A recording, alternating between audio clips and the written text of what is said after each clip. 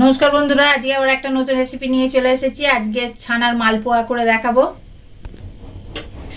1 kilo দুধ নিয়ে নিয়েছি। দুধটা গরম করে নিয়েছি, ফুটে গেছে। এবার আমি এটাকে ছানা করে নেব। তা আমি ভিনিগার দিয়ে করছি, আপনারা চাইলে লেবু দিয়ে করতে পারেন। বড় চামচের 2 চামচ।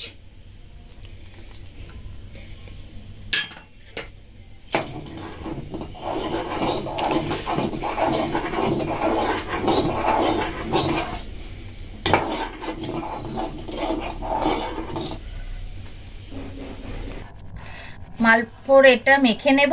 এবার এই যে দেখুন, সুজি 1.5 কাপ দেব। 1.5 কাপ সুজি নিলাম। 1.5 কাপ ময়দা নেব। 1.5 কাপ ময়দা। 1.5 কাপ চিনি নেব।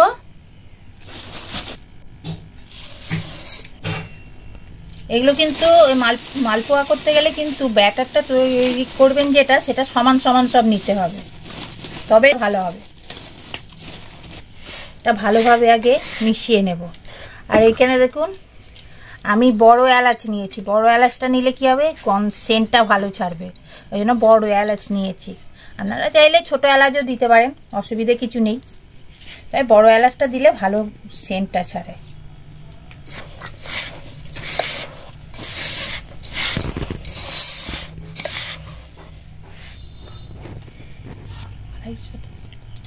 এটা 1 কিলো দুধের ছানা।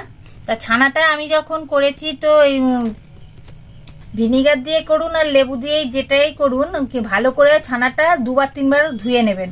তাহলে টক ভাবটা চলে যাবে, নালে ভালো লাগবে না খেতে, টক হলে।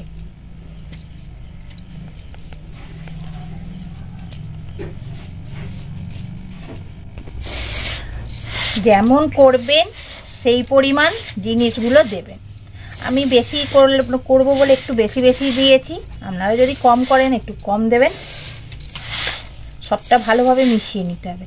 এটা আপনারা যদি দুধ দিয়ে গুলতে চান, দুধ দিয়েও গুলতে পারেন, আবার জল দিয়েও গোলা যায়।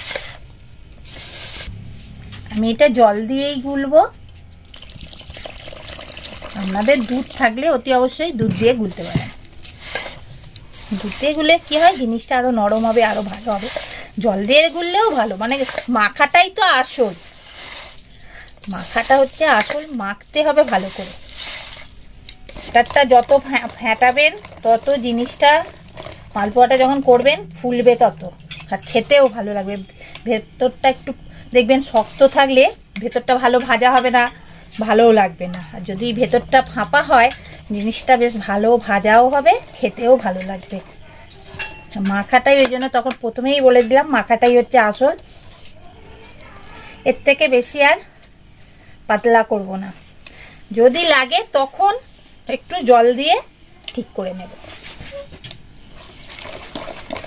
এটা মেখে 8 ঘন্টা রেখে দেব। 8 ঘন্টা পর কি করব সেটা দেখাবো। মালপোয়াগুলো ভেজে নেব। তেলটা গরম হয়ে গেছে।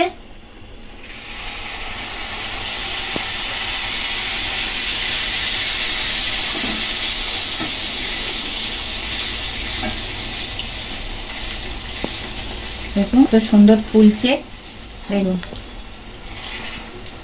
পিঠটা হোক ভালোভাবে, তারপরে উল্টো পিঠটা। এটা মিডিয়াম ফ্লেমে রেখে মানে ভেজে নিতে হবে। বেশি চড়া আছে এটা করলে কি হবে, ভেতরটা ভাজা হবে না, ওপরটাই লাল হয়ে যাবে।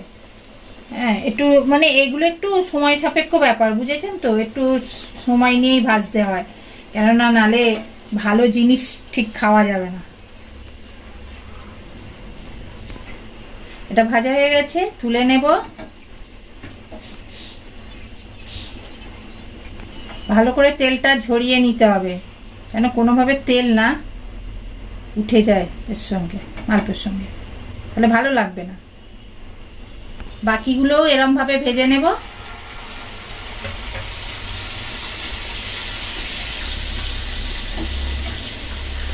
সেটা আমার একটু লম্বা হাতা হয়ে গেছে, তাই জন্য একটু লম্বা লম্বা হচ্ছে। গোল হাতা নেবেন, সব থেকে ভালো হবে, গোল গোল হবে বেশ। হ্যাঁ, আর ভালো লাগবে। আর এটা একটু ছোট করলে আপনারা সাইজটা ছোট করলে ছোট করবেন, এর থেকে যদি বড় করতে যান তাহলে বড় করবেন। এটা বেশি বড় করবেন না, বেশি বড় করলে কি হবে ভেতরটা কাঁচা থেকে যায়। তাই এই রকম সাইজটা করলেই বেশ ভালো।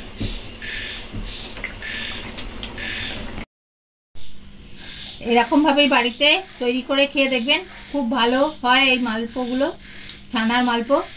আর আমার চ্যানেলটা বেশি করে দেখবেন, সাবস্ক্রাইব করবেন, শেয়ার করবেন, লাইক করবেন বেশি করে। আর কমেন্টস বক্সে অতি অবশ্যই কমেন্টস করে জানাবেন আজকের রেসিপিটা আপনাদের কেমন লাগলো। নমস্কার।